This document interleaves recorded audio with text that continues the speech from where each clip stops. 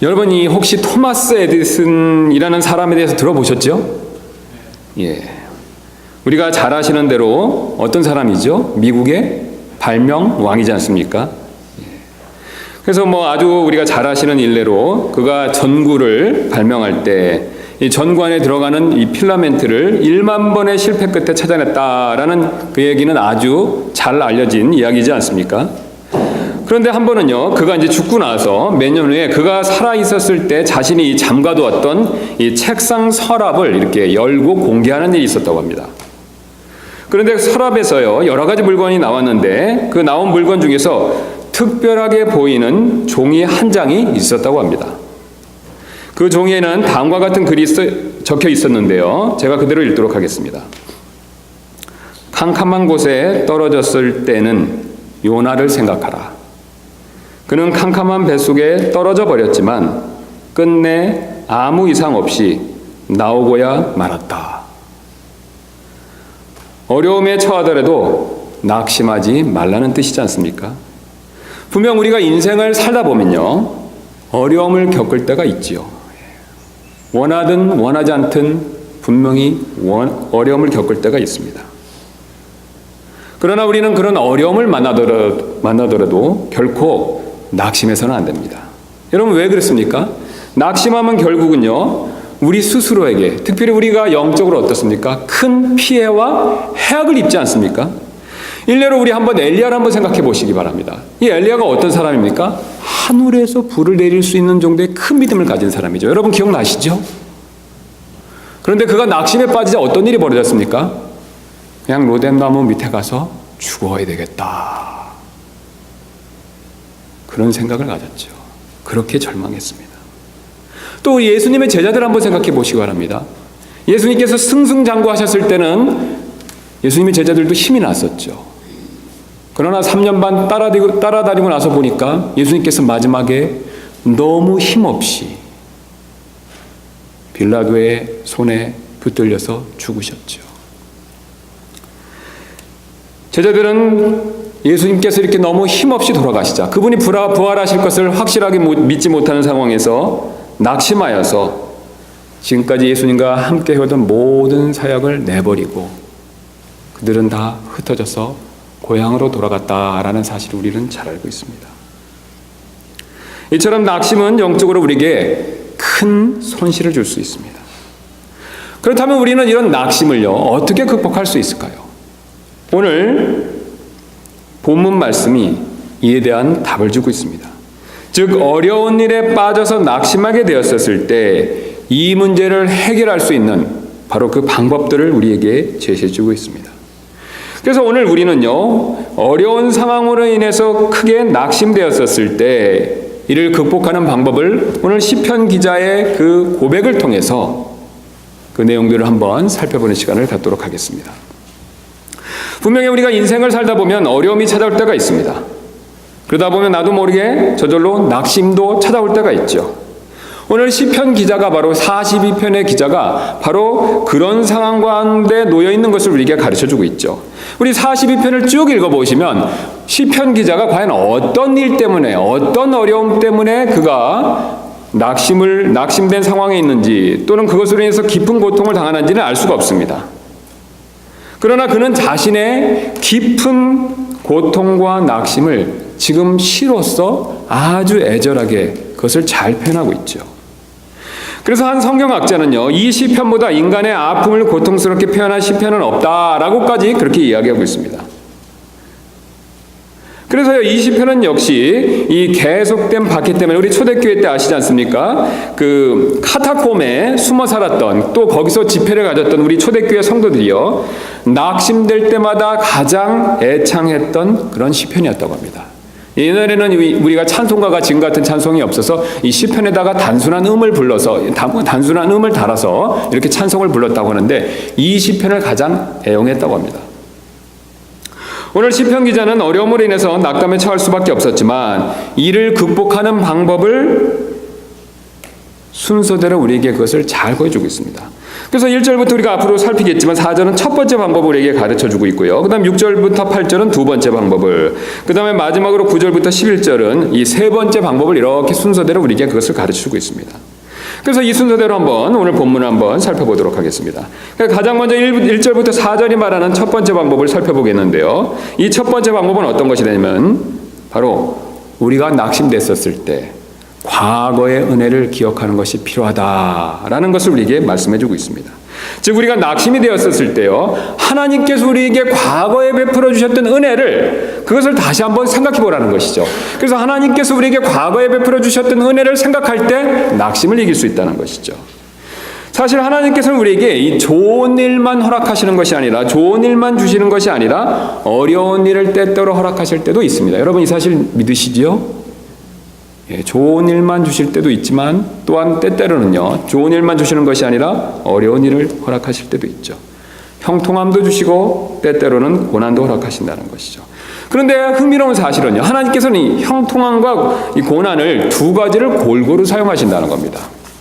즉 형통함만 어떤 사람의 인생에 있어서 계속 주시는 것이 아니고요, 또 고난만 어떤 사람의 인생에 있어서 계속 주시는 것이 아니라, 여러분이 이미 신앙생활을 통해서 겪어보셨던 것처럼, 체험해보셨던 것처럼 어떤 방법을 쓰십니까? 형통함을 주셨다가 어떤 필요에 있어서 고난을 허락하실 때가 있죠. 여러분 그렇지 않습니까? 그러다가 또 그 고난의 시절이 지나가면요, 다시 한번 또 형통함을 허락하시죠. 그러다가 또 어떤 뜻과 목적이 있었을 때 또다시 어려움을 허락하실 때가 있습니다. 우리 생각에는 하나님께서 형통함만을 계속 주기를 원하죠. 그렇게 바라기가 쉽습니다. 그러나 하나님께서는 계속해서 형통함만을 주시지 않을 때가 참 많이 있습니다. 여러분 왜 그렇습니까? 사실 우리가 죄성이 있어서 하나님께서 형통함만 계속 주시면요, 우리 마음이 어떻게 되겠습니까? 교만해지죠. 내가 가진 것들을 신뢰할 수밖에 없게 됩니다. 그래서 하나님께서 중간중간에 고난을 허락하셔서 이를 통해 우리를 낮추시고 주님을 더 찾게 만드실 때가 있다라는 것을 우리는 이미 신앙생활의 경험을 통해서 그것을 잘 알고 있습니다. 오늘 시편에 나와 있는 시편 기자도 그런 내용을 우리에게 고백하는 것을 우리가 오늘 1절 말씀을 통해서 다시 한번 확인해 볼 수가 있습니다. 그래서 42편 1절 말씀 보시면, 오 하나님이여 사슴이 물시내를 찾기에 갈급함같이 내 혼이 주를 찾기에 갈급하나이다.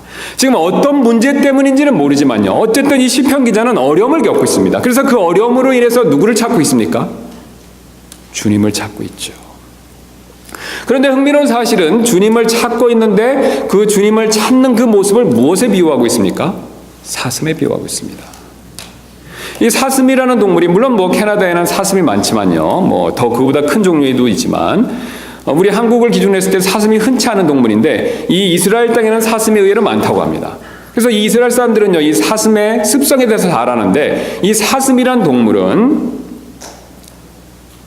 이 무더위와 갈증이 아주 약한 동물이라고 합니다. 그래서 조금 덥거나 또 갈증이 있으면요, 그걸 못 참는 동물이라고 합니다.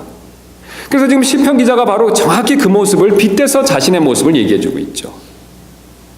바로 자신 안에 어떤 어려움이 있고 그것으로 인해서 낙심할 수밖에 없는데, 그래서 그것을 해결하기 위해서 주님을 찾는데 그 주님을 찾는 간절한 모습을 사슴에 비유하고 있습니다. 그래서 이 사실을 정확히 이해했던 우리 초대교회 성도들은요, 이 카타콤 벽에다가 이 시편 9절 말씀을, 이 시편 9절 말씀에 근거해서 물을 찾는 이 사슴 그림을 참 많이 그렸다고 합니다. 곳곳에다가 물을 찾는 사슴 그림을 많이 그려놨다는 것이죠. 무엇을 의미하고 있습니까? 이 시편 기자처럼 자신들도 어려울 때 누구를 찾는다는 것이죠? 주님을 찾고 있다는 것이죠. 글로 쓰기 어려운 상황이기 때문에 그림으로 표현했다는 것이죠. 그러나 여러분, 세상 사람들은 정반대로 생각하죠. 인생이 형통해지는 대신에 고난이 찾아오면요, 그들은요, 이 세상 사람들은요, 반대로 얘기하죠. 하나님이 어디 있느냐라고 우리에게 냉소적으로 질문할 때가 있습니다. 그래서 그 근거로 3절 이렇게 나오지 않습니까? 그들이 계속해서 내게 말하기를 내 하나님이 어디 있느냐. 여러분들도 주변의 불신자분들께 이런 이야기를 들어보신 적이 분명히 있으실 것입니다. 여러분 들어보신 적이 있으시죠? 내가 어려움이 닥치고 낙심이 찾아왔는데 그것을 해결하기 위해서 주님께 간구했었을 때 불신자들은 격려하는 것이 아니죠. 반대로 얘기하지 않습니까? 어떻게 얘기합니까? 오늘 3절에 말한 것처럼 내 하나님이 어디 있느냐라고 우리에게 조롱 섞인 말로 비웃을 때가 분명히 있습니다. 세상 사람들이 이렇게 생각하는 이유는요, 그들은 어떤 종교를 믿으면 그 종교의 신이 만사형통하게 해줄 것이다 라는 그런 기대감이 있기 때문에 그렇죠. 그래서 이런 생각을 가지고 있기 때문에 하나님을 바라볼 때도요, 하나님을 믿으면 무조건 만사형통해질 것이다 라는 생각을 쉽게 갖죠. 여러분, 그러나 우리가 믿는 기독교 신앙은 이와는 정반대입니다. 하나님께서는요, 주님을 믿으면요, 하나님을 믿으면 고난을 피해가게 해주시겠다라고 약속하고 계시지 않습니다. 오히려 반대로 말씀해 주시죠. 고난을 허락하고 그 고난을 이기게 만들어주겠다라고 그렇게 약속하고 계십니다. 여러분, 이 사실을 정말 믿으십니까? 이것이 기독교와 다른 종교와의 차이점이죠. 다른 모든 종교는요, 공통적으로 고난을 피하게 만들어주겠다, 그것을 약속합니다. 그러나 우리가 믿는 하나님은요, 그들과는 정반대로 말씀하시죠. 물론 고난을 피하게 하기를 해주기를 원하시지만 때때로 분명히 어떤 필요가 있어서 내가 고난을 허락할 때가 있고, 아니 어쩌면 세상보다 더 많은 고난을, 세상 사람보다 더 많은 신앙 문제에 있어서는 고난을 허락할 때가 있고, 하지만 그 고난의 문제에 있어서 그것을 이기는 사람, 정금같이 연단받은 그런 사람으로 만들어주겠다라는 것을 그렇게 약속하고 계시죠. 그러나 우리가 이것을 알면서도 자꾸 이런 세상적인 이야기를 들으면 어떻습니까? 믿음이 약해지죠. 그러면서 나도 모르게 반대로 낙심이 될 수 있습니다. 오늘 이 시편 기자가 그런 상태에 빠진 것을 우리에게 보여주고 있습니다. 그들이 계속해서 내게 말하기를, 한두 번 말한 것이 아니죠. 이 주변에서 그들이 계속해서 그에게 말했다고 합니다. 내 하나님이 어디 있느냐? 한 번만 얘기한 것이 아닙니다. 내 하나님이 어디 있냐? 내 하나님이 어디 있냐? 자, 그랬더니 이 시편 기자의 반응이 어떻습니까? 내 눈물이 밤낮으로 내 음식이 되었도다.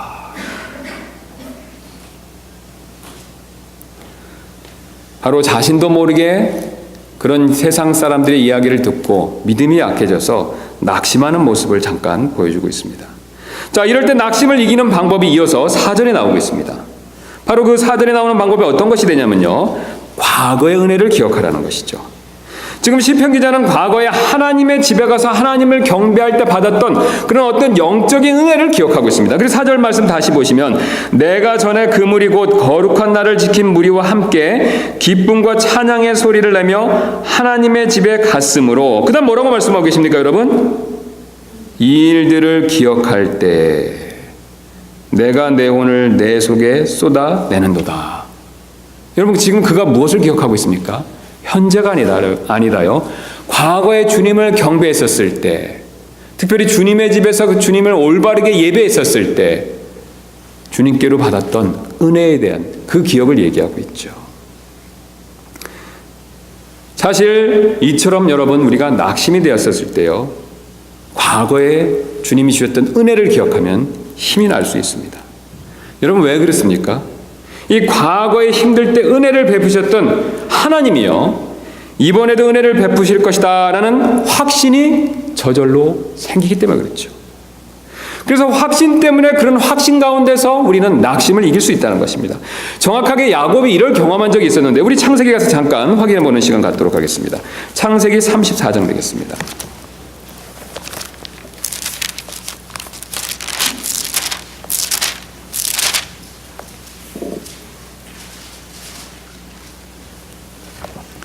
우리 30절부터 한번 보시면요, 34장 30절 보시면 이 34장 내용이 어떤 것이냐면, 제가 간단하게 다 아시지만 설명을 좀 드리도록 하겠습니다. 이 야곱의 딸 디나가 어떻습니까? 세겜성에 갔다가 그 세겜 성주인 세겜에게 어떻습니까? 욕보임을 당했죠. 여러분 다 아시지요? 예. 그러자 화가 난 야곱의 아들인 시몬과 레위가요, 담대하게 어떻습니까? 할례를 받게 한 다음에 그 고통 가운데 있었을 때 이 세겜성에 쳐들어가서 어떻습니까? 모든 남자들을 다 죽였죠. 그 결과 야곱은 전혀 생각지 못한 큰 어려움에 빠졌죠. 그리고 그 어려움 가운데서 낙심하는 모습을 30절을 통해서 우리에게 보여주고 있습니다. 그래서 30절 한번 보시면요, 야곱이 시므온과 레위에게 이르되 너희가 나를 괴롭게 하여 나로 하여금 이 땅의 거주민들 가운데서 곧 가나안 족속과 브리스 족속 가운데서 악취를 내게 하였도다. 나는 수가 적은즉 그들이 나를 치려고 함께 모여 나를 죽이리니 그리하면 나와 내 집이 멸망하리라 하매. 여러분, 여기서 지금 야곱의 근심 걱정을 보실 수 있습니까? 지금 야곱이 이 순간까지 어떤 일이 있었습니까? 정말 어렵게 살지 않았었습니까? 예, 빈털터리로 하란에 갔죠. 하란에 가서 누굴 만났습니까? 자신의 외삼촌, 보통 사람이 아니죠. 라반을 만났죠. 그 밑에서 20년간 고생을 했습니다. 그런데 하나님 복 주셔서 간신히 아내와 자녀들과 재물들을 얻어가지고 돌아올 때 이제 누가 기다리고 있었습니까? 에서가 또한 기다리고 있었죠. 그래서 또 하나님의 은혜를 베풀어 주셔서 간신히 에서와 화해를 했죠. 자, 그래서 에서와 화해를 하고 나서 세겜 땅 앞에서 이제 겨우 자리 잡고 살려고 하는데 앞불사 디나에게 부끄러운 일이 생기고 자신의 아들들이 생각지도 못한 방법으로 사고를 친 거죠. 물론 그 형제들의 마음은 이해가 되지만 야곱 입장에서는 답답할 수밖에 없었습니다. 어렵게 지금 살아왔는데 아들들이 지금 위험에 처해 맞는 것이죠. 그래서 지금 뭐라고 얘기하고 있냐면 나를 죽이리니 그리하면 나와 내 집이 멸망하리라. 지금까지 어렵게 살아왔는데 그게 다 망하게 생겼다는 것이죠. 더 안타까운 것은요, 이 아들들의 대답이 참 우습습니다. 31절 보겠습니다. 그들이 이르되 그가 창녀를 대하듯 우리의 누이를 대하여 하리이까 하더라. 지금 아버지 야곱은 안타까워서 낙심되고 걱정이 되는데 아들들은 어떻게 반응하고 있습니까? 자기들이 잘했다는 것이죠. 철이 없습니다. 자신들의 격정, 감정만 생각하죠. 여러분, 이때 야곱이 이렇게 큰 걱정으로 낙심될 때 하나님께서 찾아오셨습니다. 그리고 하나님께서 놀랍게도 이 베델로 가라라고 말씀하셨습니다. 왜냐하면 야곱은요, 베델에 있었을 때 지금보다 훨씬 더 어려웠기 때문에 그렇죠. 앞에서 말씀드린 것처럼 빈털터리로 에서를 피해 도망치기 위해서 처음 출발했던 곳이 어디입니까? 베델이지 않습니까? 그러나 하나님께서는 베델에 나타나셔서 함께 해준다고 약속해 주셨고요. 그 약속에 따라 하란에서 큰 복을 받아 야곱이 지금 이 자리에 있을 수 있도록 인도해 주셨죠. 바로 하나님께서는 과거의 베델의 은혜를 기억하라 라고 그렇게 지금 말씀해 주고 계시는 겁니다. 그래서 1절 말씀을 한번 가서 보도록 하겠습니다.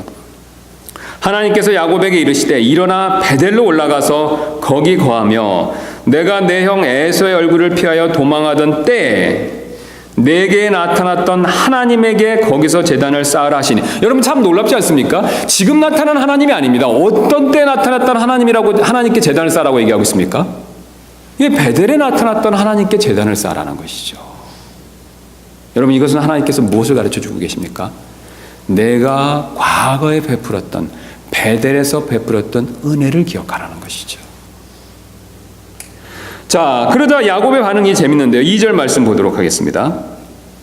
그때 야곱이 자기 집안 사람들과 자기와 함께한 모든 자에게 이르되 너희 가운데 있는 이방 신들을 내버리고 정결하게 하고 옷을 갈아입으라. 그 다음에 3절 말씀을 우리가 유심히 보실 필요가 있습니다. 우리가 일어나 베델로 올라가자. 여러분, 어떻습니까? 지금 두려움과 낙심 가운데 있는 야곱이요, 그것을 박차고 일어나서 어디로 가자고 고백하고 있습니까? 어디를 가자고 격려하고 있습니까? 베델로 가자는 것이죠. 그러면서 뭐라고 이어서 고백하냐면요, 나의 고난의 날에 내게 응답하시고 내가 가던 길에서 나와 함께 하신 하나님께 내가 거기서 제단을 쌓으려 하노라 하매. 여러분, 정확하게 야곱은요, 과거 베델의 하나님을 기억하고 있습니다.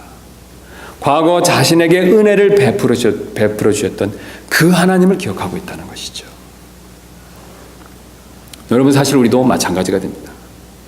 지금 우리에게요, 건강이나 재정이나 가정 문제로 인해서 어려움이 있으셔서 혹시 지금 낙심되신다면요, 여러분, 오늘 이 말씀에 따라서 우리 한번 과거에 하나님께서 베풀어 주셨던 은혜를 기억할 필요가 반드시 있습니다. 분명히 우리도 과거에 힘든 때가 있지 않았었습니까? 야곱처럼 베델에서 힘든 때가 있었죠. 여러분, 그러나 과거에 그때 도와주셨던 이 하나님의 은혜를 기억할 필요가 있습니다. 우리가 과거에 지금보다 더 힘들었었을 때 도와주셨던 그 하나님의 은혜를 기억한다면요, 나도 모르게 지금 낙심 가운데 있다 하더라도 다시 한번 야곱처럼 위로와 용기와 힘을 얻을 수가 있습니다. 왜냐하면 그 동일하신 하나님께서요, 이번에도 도와주실 것을 나도 모르게 확신할 수 있기 때문에 그렇죠. 이처럼 우리는 과거의 은혜를 기억하면 낙담을 물리칠 수가 있습니다. 그런데 오늘 시편 기자는요, 이 낙담을 이길 때 우리와는 약간 다른 그런 모습을 보여주고 있습니다. 우리 다시 한번 본문으로 가서 살펴보도록 하겠습니다. 지금 우리가 잘 아시는 대로 이 시편 기자는 시인이지 않습니까? 여러분 그렇죠? 지금 이 시편을 쓴 사람은 시인이죠. 맞죠? 예. 그래서 시인이기 때문에 보통 사람보다 어떻습니까? 아무래도 감성이 풍부하지 않습니까? 그래서 그는요, 이 과거의 은혜를 기억할 때요, 자기도 모르게 눈물이 나오며 마음의 미어짐을 느꼈고요, 그것을 4절에서 다음과 같이 표현하고 있죠. 4절 한번 다시 보겠습니다. 내가 전에 그 무리 곧 거룩한 날을 지킨 무리와 함께 기쁨과 찬양의 소리를 내며 하나님의 집에 갔으므로 이 일들을 기억할 때, 과거에 하나님께서 베풀어 주셨던 그 은혜들을 기억할 때, 그 다음에 여기서 멈추는 것이 아니죠. 내가 내 혼을 내 속에서 쏟아내는도다. 여러분 얼마나 시적인 표현입니까? 자신이 과거의 은혜를 기억했을 때요, 자기도 모르게 눈물이 나며 마음에 미어짐이 있었다라는 것을 지금 이렇게 시적으로 표현하고 있죠. 내가 내 혼을 내 속에 쏟아내는도다. 사실 어려운 일을 당해서 낙심될 때 과거의 은혜를 베풀어 주신 우리가 주님을 생각하면요, 이 시인처럼 감정이 풍부한 사람은요, 눈물이 날 수도 있습니다. 그렇죠, 여러분? 과거의 은혜에 감사해서 나도 모르게 눈물이 날 수가 있습니다. 또 자신의 현재 모습이 불쌍해서 그 모습 때문에 나도 모르게 눈물이 날 수도 있죠. 그리고 또한 도와주시기를 간청하는 마음 때문에 나도 모르게 눈시울에 눈물이 맺힐 수가 있죠. 아니면 이 세 가지 다가 될 수가 있습니다. 그리고 이처럼 상한 심령일 때 오늘 주님은 놀랍게도 이런 상한 심령 가운데서 주님께 나오는 그 사람을 크게 위로해주는 말씀을 우리에게 이어서 가르쳐주고 계시죠. 그가 이렇게 자기의 혼을 자기 속에 쏟아낼 때요, 오늘 주님께서는 5절에 이렇게 말씀하고 계십니다. 우리 다 같이 한번 읽도록 하겠습니다. 시작. 오 내 혼아, 어찌하여 내가 낙심하느냐? 어찌하여 내가 내 속에서 불안해하느냐? 너는 하나님께 소망을 두라. 그분의 얼굴에 도우심으로 인하여 내가 여전히 그분을 찬양하리로다. 여러분 어떻습니까? 그가 가장 낙심했을 때요, 그의 혼을 그의 안에 쏟아부을 때 주님께서 가장 큰 위로를 주고 계십니다. 여러분 이 사실이 보이십니까? 우리 주님은요 결코 상한 심령, 그 상한 심령을 외면하지 않으십니다. 우리가 고통 가운데 낙심이 되지만 포기하지 않고 주님을 생각했을 때요, 그러면서 우리의 마음이 나도 모르게 가장 낮은 상태로 떨어졌을 때, 가장 상했을 때 주님은 그런 심령을 결코 버리지 아니하십니다. 그럴 때 바로 가장 큰 위로가 있다는 것이죠. 오 내 혼아, 어찌하여 내가 낙심하느냐? 어찌하여 내가 내 속에서 불안해하느냐? 너는 하나님께 소망을 두라. 그분의 얼굴에 도우심으로 인하여 내가 여전히 그분을 찬양하리로다. 아멘. 예수님께서도 이와 비슷한 말씀을 하신 것이 여러분 기억나지 않으십니까? 마태복음 5장 4절에서 이렇게 말씀하신 적이 있죠. 애통하는 자들은 복이 있나니 그들이 위로를 받을 것이기 때문이라. 여러분 이 말씀 기억나시지 않습니까? 우리가 주님 앞에서 애통한다면요, 주님은 우리를 기억하시고 위로해 주십니다. 여러분 정말 이 사실을 믿으십니까? 우리가 이 사실을 믿고 주님께 나아가면요, 우리가 낙심 가운데 있다 하더라도 주님의 위로를 받을 수 있습니다. 주님은 결코 우리를 내버려 두지 않으십니다. 주님께서는 고난으로 인해 애통하며 몸부림치는 자를 반드시 위로해 주시죠. 우리는 이를 믿고 낙심하지 말고 주님께 더 분명히 가까이 나갈 필요가 있죠. 그러나 고난과 어려움이 계속되면요, 사실 안타깝게도 다시 낙심에 빠질 수가 있죠. 오늘 시편 기자가 그런 모습을 또한 보여주고 있습니다. 그래서 6절 말씀 한번 보시면 오 나의 하나님이여 내 혼이 내 속에서 낙심함으로. 여러분 재밌지 않습니까? 5절에서 그렇게 위로를 받고 나서 이어서 6절에 뭐라고 얘기하고 있습니까? 또다시 오 나의 하나님이여 내 혼이 내 속에서 낙심함으로. 다시 낙심하고 있죠. 앞절에서 낙심을 극복했지만요, 그 어려움이 계속되자 6절에서는 다시 낙심하는 모습을 보여주고 있습니다. 그러나 그는 여기서 포기하지 않고 또다시 두 번째 찾아온 이 낙심을 연거푸 해결하는, 극복하는 모습을 보여주고 있습니다. 그런데 흥미로운 것은요, 제가 처음에 말씀드렸던 방법과 아주 유사합니다. 바로 동일하게 기억하는 방법을 통해서 그 문제를 해결하고 있다는 것이죠. 그 낙심의 문제를 해결해 나가고 있다는 것이죠. 그래서 6절 말씀 한번 다시 보시면 오 나의 하나님이여 내 혼이 내 속에서 낙심함으로 내가 요르단 땅과 헤르몬 족속의 땅과 미살산에서부터 그 다음 뭐라고 얘기하고 있습니까? 주를 기억하리이다. 여러분 앞에 나와 있는 대로 4절에서 이 일들을 기억할 때 동일한 방법을 사용하고 있지 않습니까? 과거의 은혜를 기억할 뿐만 아니라 이 두 번째 방법은 누구를 기억하고 있습니까? 주님을 기억한다는 것이죠. 여기서 우리는요, 오늘 시편 기자가 낙심할 때 극복하는 두 번째 방법을 발견할 수가 있습니다. 바로 이 방법은 어떤 것이냐면요, 하나님의 주권을 기억하라는 것이죠. 주님을 기억하되 특별히 하나님의 주권, 그것을 기억하라는 것입니다. 오늘 시편 기자는 자신이 지금 받는 고난을 주님이 주관하신다라는 사실을 기억하며 확신하고 있습니다. 그래서 6절 한번 보니까 주를 기억하리다라고 말하면서 주에 대한 무엇을 기억하는지 이어서 지금 얘기하고 있는데요. 자, 그래서 7절을 보니까 자기가 지금 7절에 어떤 어려움을 겪는지에 대한 표현이 이어서 나오고 있습니다. 그래서 주를 기억하리다라고 하면서 무엇을 기억하고 있냐면요, 7절에 이어서 말하는데요, 주의 폭우 소리의 기품을 부르며 주의 모든 파도와 물결이 내 위로 넘어갔나이다. 여러분 지금 그가 무엇을 기억하고 있습니까?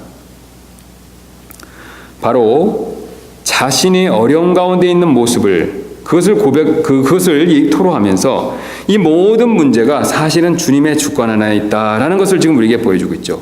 그 근거로는요, 지금 흥미롭게도 시편 기자는 자신이 닥친 고난과 어려움을 폭우와 파도와 물결로 표현하고 있습니다. 여러분 그렇지 않습니까? 지금 폭우와 그 다음에 파도와 물결이 내 위로 넘어갔나이다 이렇게 얘기하고 있죠. 지금 그 시편 기자가 무슨 홍수를 당하는 것을 얘기하고 있는 것입니까? 그렇진 않죠. 자신의 고난과 어려움을 지금 폭우와 파도와 물결로 비유해서 말하고 있습니다. 그런데 흥미로운 것은요, 지금 시편 기자가 세상이 주는 폭우다 또는 마귀가 주는 파도와 물결이다 라고 표현하고 있지 않습니다. 여러분 유심히 보시면 어떻게 표현하고 있냐면요, 주의 폭우라고 표현하고 있죠. 또 뒤에 나와 있는 파도와 물결에서도 뭐라고 표현하고 있습니까? 주의 모든 파도와 물결이다 라고 얘기하고 있죠. 여러분 이것은 우리에게 무엇을 보여주고 있습니까? 지금 바로 자신이 겪고 있는 어려운 문제, 이 폭우와 파도와 물결을요, 그것을 주관하시는 분이 바로 마귀나 세상이 아니라 주님이심을 기억하고 고백하고 있는 모습을 보여주고 있죠. 그는 그것을 기억하고 있습니다. 그래서 그는 특별히 주를 기억하리다라고 하면서 그 고난의 내용들에 대해서 주의 폭우와 주의 파도와 물결이다라는 신앙 고백을 하고 있습니다. 여러분 사실 우리가 겪는 모든 고난의 문제가 이 주님의 주권적인 손 안에 있다고 절대적으로 확신하면요, 절대적으로 의심 없이 확신하게 될 때 사실 나도 모르게 기도하게 돼 있습니다. 여러분 그렇지 않습니까? 우리가 어려운 일을 겪었을 때 제대로 기도하지 못하는 경우가 종종 있습니다. 그런데 어려운 일을 겪었을 때요, 우리가 기도하지 못하는 이유는요, 사실 게을러서가 아닙니다. 또 기도해야 된다라는 것을 몰라서도 아니라는 거죠. 사실 우리가 어려운 일을 겪고도 낙심되는 일이 있어도요, 기도하지 못하는 가장 큰 이유는요, 오늘 본문 말씀을 봤었을 때 바로 하나님께서 우리의 고난의 문제보다 더 크신 분이시다라는 사실을 우리가 확신하지 못하기 때문에 그렇습니다. 사실 우리가 약간이라도 의심이 있으면요, 우리가 주님께 나아가서 맡길 때 망설임이 있죠. 여러분 쉬운 예로 제가 만약에 암에 걸렸다고 한번 가정해 보시기 바랍니다. 아주 심한 중증의 암입니다. 그럼 제가 이 암으로부터 고침받으려면요, 의사분을 찾아가야 되겠죠. 그런데 이 의사분에 대한 치료 능력에 의심이 있습니다. 그럼 제가 그분을 찾아가겠습니까? 아니죠. 더 믿을 만한 분을 찾아갈 수밖에 없죠. 여러분, 주님과의 관계도 이와 비슷합니다. 사실 우리가 주님께서 내 문제에 대한 것들에 대한 절대적인 주권을 가지고 계시다, 이 모든 문제가 주님 안에 손에 있다, 주님 손 안에 있다라는 것을 100% 확신하면요, 사실 우리는요 저절로 주님께 나가서 엎드릴 수밖에 없습니다. 그러나 우리가 조금이라도 의심하면 주님께 나가서 간구할 때 주저함이 있다는 것이죠. 망설임이 있다는 것이죠. 무릎 꿇는데 어려움을 겪는다는 것이죠. 그러나 오늘 시편 기자는 자신의 모든 문제의 주권자가 바로 주님이심을 기억하고 확신했습니다. 그러자 놀랍게도요, 그의 마음에 하나님께서 도와주실 것에 대한 믿음이 생겼고, 이로 인해서 찬양하고 기도하는 모습을 자연스럽게 보여주고 있습니다. 그래서 8절 말씀 보시면요, 그러할지라도, 지금 주의 폭우 소리에 기품을 부르며 주의 모든 파도와 물결이 내 위로 넘어갔을지라도, 그 다음 뭐라고 고백하고 있습니까? 주께서 낮에는 자신의 인자하심을 명령하시며, 주의 인자하심을 기억하고 있죠. 그 다음에 이어서 이렇게 고백하고 있습니다.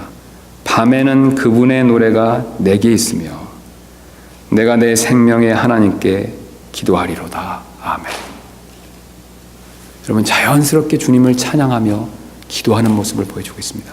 우리 방금 우리가 우리 설교 시작하게 드렸던 특송의 내용이 어떤 것입니까? 하나님 뜻과 목적 없이 우리를 단련시키지 않는다고 그랬죠. 그 가사 내용이 어떤 겁니까? 우리가 그걸 믿으면요, 주께 어떻게 한다라고 조금 전에 우리가 찬송을 드렸었습니까? 감사한다는 것이죠. 찬양한다는 것이죠. 누가 시켜서가 아닙니다.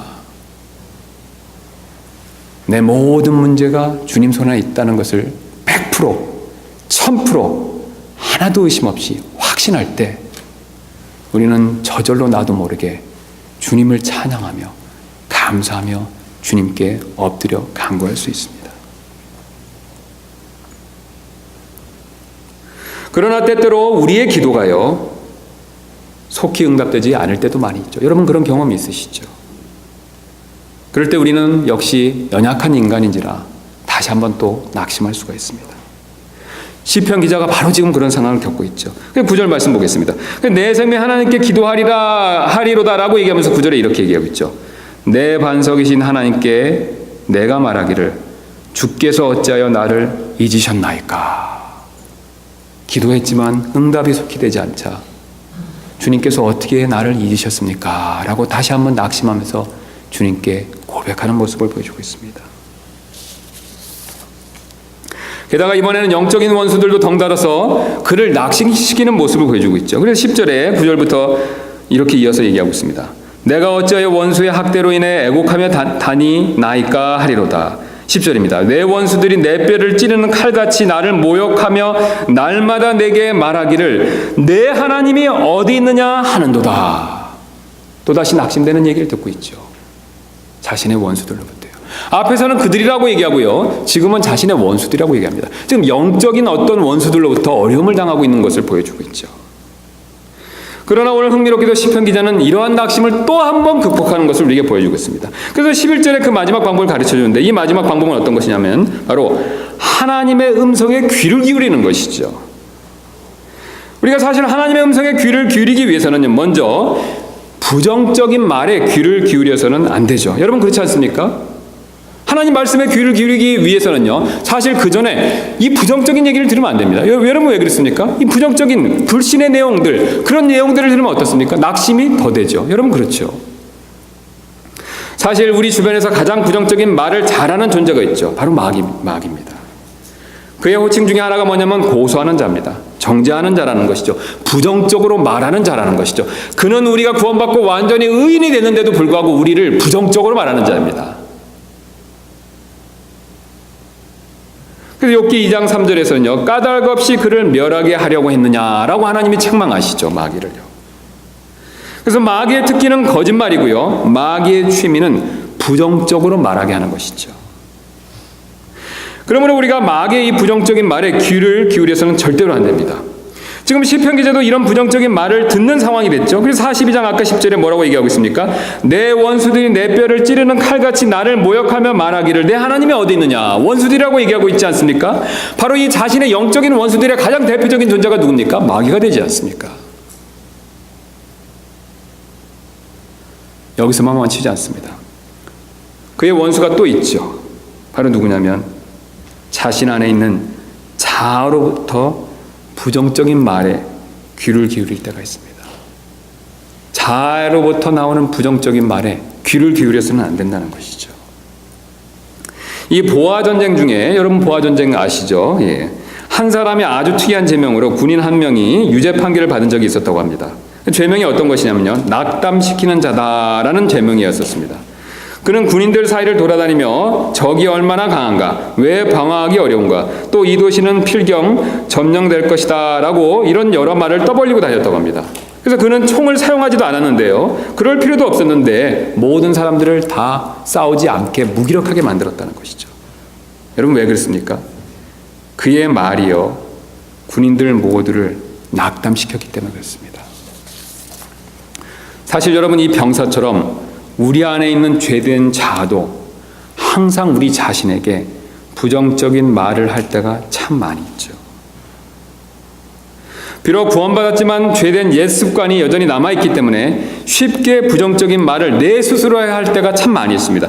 그 근거로 우리 11절 말씀 다시 한번 보시면요, 오 내 혼아 어찌하여 내가 낙심하느냐. 지금 누가 낙심하고 있습니까? 내 혼이죠. 지금 내 혼 스스로가 낙심하고 있습니다. 예.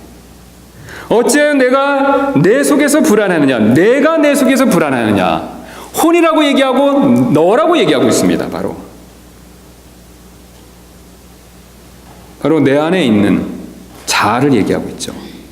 사실 정확하게는 내 영이요 내 혼에게 이렇게 지금 책망하고 있습니다. 다른 식으로 표현하면요, 내 새로워진 속사람이요, 거듭난 새로운 속사람이 나의 옛사람인 자아에게 그것을 지금 책망하고 있는 것이죠. 그래서 내가 내 스스로에게 하는 것 같이 보이지 않습니까? 예. 그래서 영과 혼의 관계를 이해하지 못하면 이 시편 기자는 이상한 소리를 하는 것 같습니다. 꼭 자기가 자기에게 말하는 것 같죠. 그래서 거듭난 자신의 영이요 바로 자신의 혼에게, 옛 자아에게 책망하고 있죠. 이야기하고 있죠. 그런 소리를 하지 말라고 지금 타이르는 모습을 보여주고 있습니다. 그래서 이 부분에 대해서 우리 여러분이 잘 아시는 마틴 로이드 목사님이 다음과 같이 설명을 하고 계시는데요, 제가 이 내용을 그대로 한번 읽어드리도록 하겠습니다. 여러분의 대부분의 삶이 불행한 것은 여러분이 자신에게 말하는 대신에 여러분이 자신의 말을 듣고 있기 때문이라는 사실을 여러분은 잘 알고 계십니까? 아침에 일어날 때 드는 부정적인 생각들을 제가 예로 한번 들어보겠습니다. 여러분이 그런 생각들을 해낸 것이 아니고 그 생각들이 여러분에게 지금 말을 하고 있으며 어제의 문제들을 사실은 끄집어내고 있는 것이죠. 누가 지금 말을 하고 있습니까? 그는 누구입니까? 바로 여러분의 자아입니다. 그러나 오늘 시편 기자는 어떻게 하고 있습니까? 그는 자아가 자신에게 말하도록 하는 대신에 자신이 직접 자아에게 말하기 시작합니다. 그는 내 혼아 어찌하여 내가 낙심하느냐라고 그렇게 그 자아에게 묻고 있죠. 지금까지 그의 혼이 그를 낙심시키고 그를 무너뜨리고 있다는 사실을 주지하고 그렇게 얘기하고 있다는 것이죠. 그래서 그는 일어나서 이렇게 말하고 있습니다. 내 자아야, 잠시만 들어라. 내가 이제는 반대로 내게 말하겠다. 그러면서 로이드 목사님은 이렇게 마무리를 짓습니다. 내 혼아 어찌하여 내가 낙심하느냐. 어찌하여 내게 내 속에서 불안해하느냐. 너는 하나님께 소망을 두라. 내 얼굴에 건강이시요 내 하나님이신 그분을 내가 여전히 찬양하리로다. 여러분, 바로 정확하게 이 사실을 우리에게 가르쳐주고 있지 않습니까? 내 육신의 자아가요 나 스스로에게 부정적인 말을 할 때 그것을 거부하라고 가르쳐주고 있습니다. 그리고 반대로 오히려 주님의 음성을 들어야 된다라고 얘기하고 있죠. 주님을 찬양해야 된다라고 가르쳐주고 있죠. 사실 정확히 말씀드리면 성령님께서요, 우리 안에 계신 성령님께서 내 영을 통해서 내 육신에게, 내 자아에게 타이르고 계신 것이죠. 여러분, 사실 우리 역시 마찬가지가 됩니다. 우리도 우리에게 늘 부정적인 말을 하는 이 악한 마음의 활동을 우리는 중단시킬 필요가 반드시 있습니다. 여러분 어떻게 그렇게 할 수 있습니까? 오늘 시편 기자가 하는 것처럼 내 안에 자아가 나에게 부정적인 말을 하도록 내버려 두어서는 안 된다는 것이죠. 그리고 반대로 내가 내 자아에게 선포해야 된다는 것이죠. 성령님의 도움을 받아서 내 영이 내 자아에게 그것을 말해 주어야 된다는 것이죠. 바로 하나님을 향한 소망과 그분의 도우심을 다음과 같이 선포하라는 뜻이 됩니다.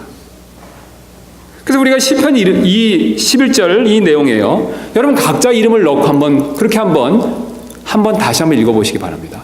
제가 제 이름을 넣고 한번 읽도록 하겠습니다. 형우나 어찌하여 내가 낙심하느냐? 어찌하여 내가 내 속에서 불안해하느냐? 너는 하나님께 소망을 두라. 내 얼굴의 건강이시여 내 하나님이신 그분을 내가 여전히 찬양하리로다. 여러분 낙심 가운데 처하셨습니까? 어려운 가운데 처하셨습니까? 여러분 그러면 이 시편 말씀을 기억하실 필요가 있습니다. 그리고 제가 방금 보여드렸던 것처럼 여러분 자신도 그 처음에 여러분 자신의 이름을 넣고 한번 스스로에게 그 이 시편 말씀을 낭송하실 필요가 있죠. 그리고 이 시편 말씀을 암기하실 필요가 있습니다. 사실 고난은 누구에게나 찾아올 수가 있습니다. 이에 따른 낙담도 누구든지 겪을 수가 있죠. 그러나 오늘 주님께서 가르쳐 주시는 방법대로 이 방법에 순종한 사람만 이 낙담의 문제를 해결할 수 있습니다. 낙담이 찾아오면 여러분 주님이 주셨던 과거의 은혜를 기억하시기 바랍니다. 또한 불안이 찾아오시면 주님께서 모든 문제의 주권자이심을 여러분 꼭 기억하시고 기도하시기 바랍니다. 그리고 내 자아의 음성을 듣지 마시고 오늘 가르쳐 주신 주님의 이 말씀에 귀를 기울이시기 바랍니다. 우리가 오늘 이 방법에 순종했었을 때 낙심의 문제로부터 건진받을 수 있을 것입니다. 이 방법대로 순종해서 낙심의 문제를 이기는 저와 여러분들 되시기를 주님의 이름으로 소원합니다. 우리 잠깐 기도하는 시간 갖도록 하겠습니다.